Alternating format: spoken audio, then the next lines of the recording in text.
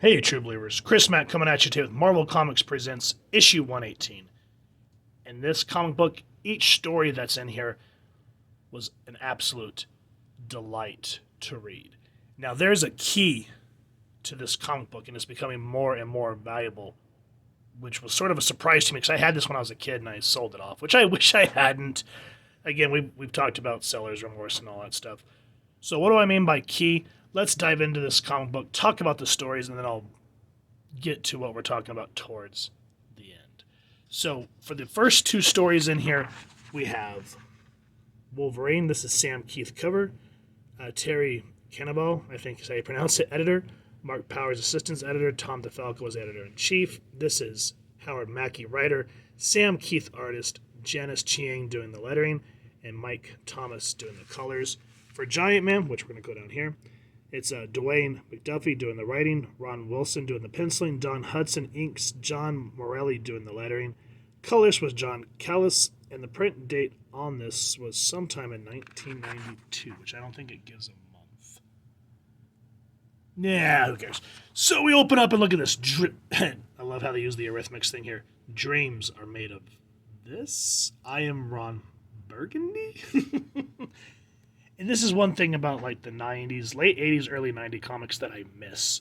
Look at this. Oh my god, that is absolutely horrific and amazing at the same time. This is Claws and Webs Part 2, and just seeing Wolverine and Venom go out of it like this, it's great. And then, of course, the characters feel like they're supposed to. Venom, get out of our way, Wolverine. Get out of our head. Venom, I don't know what you're going on about here. I don't know what you're going to do to her, but you're in my way. This is all Nightmare's doing. And just look at the freaking artwork here, man. They didn't have to go this hard in the book, and this is what I mean when we look at more modern comics. Here, again, 1992, digital art was still kind of finding its way. So this was still mostly traditional artwork here. And you could just see the quality on display. Logan, thoughtful. Nightmare is under my scheme with Professor X to get him out of my mind once and for all. The Professor has helped me face Nightmare on my own terms for a change by giving me some solid form to fight Nightmare with. So what I like, because I remember when I saw this as a kid, I was like, why does everything look so elongated and weird? And as a kid, it put me off because I was used to Jim Lee. But here, rereading it older and understanding it a little more, this takes place in the mind in a different form of the astral plane. So I like that everything kind of has that otherworldly feel to it. I mean, look at this horseback rider here, that long, elongated face, that Joker look about it, even Wolverine, and the colors, the way they're saturated, it just really helps overall in this book. And I love how in Wolverine's mind, the person he's trying to save is like an astral version of Mariko. Now at this point in the Wolverine story, she was, I think it was Spiral that poisoned Mariko, and that's how she passed. But nonetheless, at this point, it's still fresh in Wolverine's mind, and he wants to save her, but he still has to face Venom in his mind. Now, I don't want to spoil the rest of this story. Just know that the artwork, story, the fighting, absolutely great and grotesque, and all the 90s goodness that it is. Then we jump into Giant Man. In each of these stories, so issue 117 would show what would happen last issue. So it's Dr.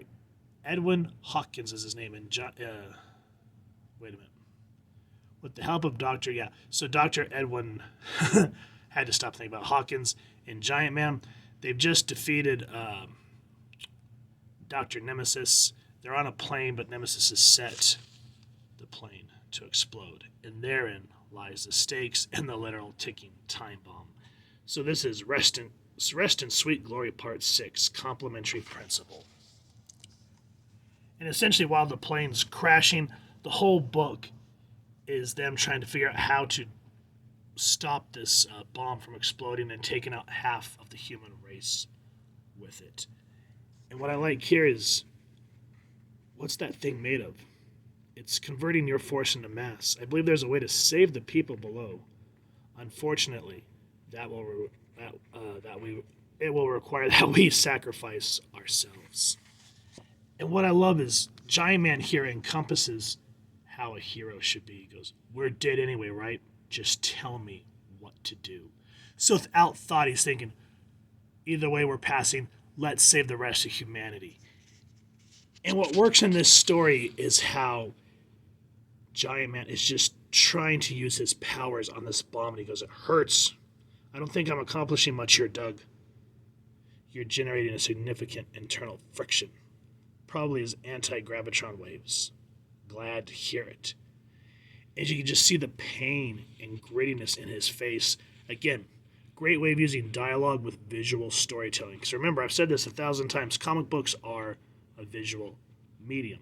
So just showing how they say, whatever you say, what's happening.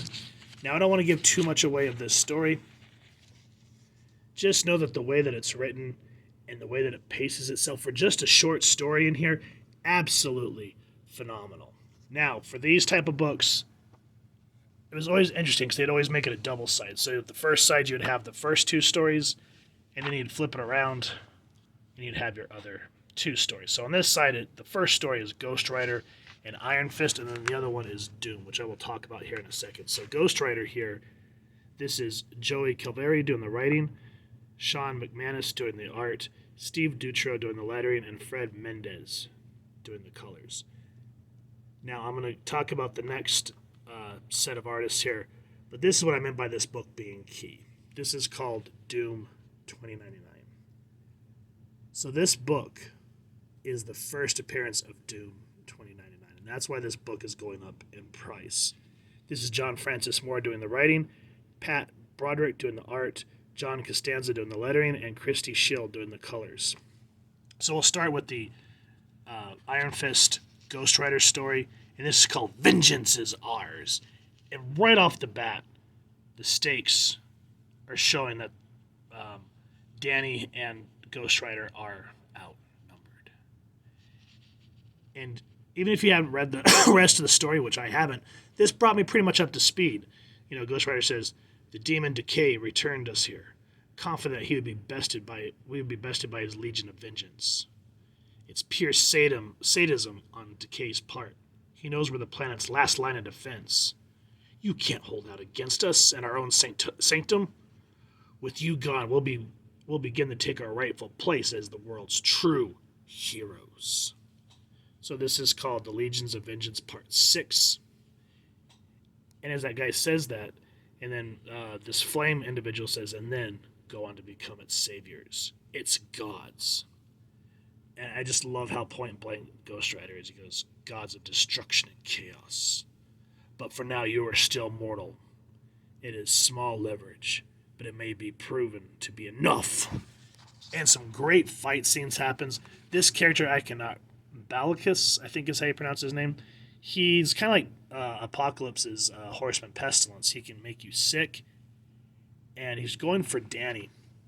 But Ghost Rider's chains and the way he's able to use them to use this power on this guy's allies, such a great way how these two work together. And again, look at the artwork and how it just visualizes how this pestilence power works. Absolute great. Fighting is awesome. And I just love how Ghost Rider, it sort of stills the show in this whole thing. He goes, ultimately, they turn their powers on himself. The fever within them burning brighter than 1,000 suns. You will see with that fever comes fever dreams. They are vulnerable enough for now for us to control those visions with mere suggestion. You will see yourselves as you would like to be seen, each at the forefront of your chosen fields. Do-gooders, heroic adventurers, upstanding citizens, getting the respect and admiration of colleagues.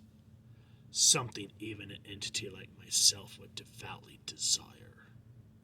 But understand your lives as they have truly become. And just look at that. It just hits you right in the feels of what the spirit of vengeance here is doing. An absolute great way. to push the story forward while also leaving it on a open-ended suggestion. And then here we get the first appearance of Doom 2099. And this is something I never understood. So spoiler alerts if you haven't read this and you don't want it to be spoiled, go pick up the book, read it, and then come back. So Doom 2099 is essentially Victor Von Doom, from what this story suggests. We just see Dr. Doom appear in Latavia just out of nowhere. So much pain, but finally have returned. My castle destroyed? What's happened here? How long have I been away? And then we see this security bot. Attention, you're an unauthorized presence interfering with official guardsman business. Identify yourself immediately. You dare threaten me? Don't you know who I am? And then we just see, look at this. Again, they did not have to go this hard in this book, but Muses of Fire, I am Doom. Whew. And so Doom asks what happened to his castle. He goes, your castle? This place has always been rubble. You should probably worry about Tiger Wild, what he'll do to you when he learns you've killed his guardsman. Who's Tiger Wild? Where have you been? Tiger Wild has run Latavia for years. And what year is this? 2099. Much later than I expected. Can it be I've been forgotten in my own land? It's time to make Latavia remember. And so we get introduced to this Tiger Wild guy, and he's very much a corporate suit. And I like how he used to work for Alchemix. I like how it ties into Miguel O'Hara. Just a great, and then of course with X-Men 2099 and so on and so forth. But I love how they took their time to tie in all the books into this future universe. Such a great way. And again, with visual storytelling, with dialogue, Tiger Wild relies on this sort of gypsy that can use tarot cards to read the future and kind of helps him to be successful. So he says, beneath the rational lies the intuitive, the judgment, a change in position, a shift in power. We're nearing a crisis point. And when she says that, beat, boom. Do not make me waste any more energy on dog soldiers. I am Victor Von Doom. I demand to see Tiger Wild. And everyone thinks it's just a Doom bot, which apparently they all wiped out when they took over Latavia. And again, the gypsy says, the hangman, danger. And Tiger Wild trying to say, Doom, you're nothing but history.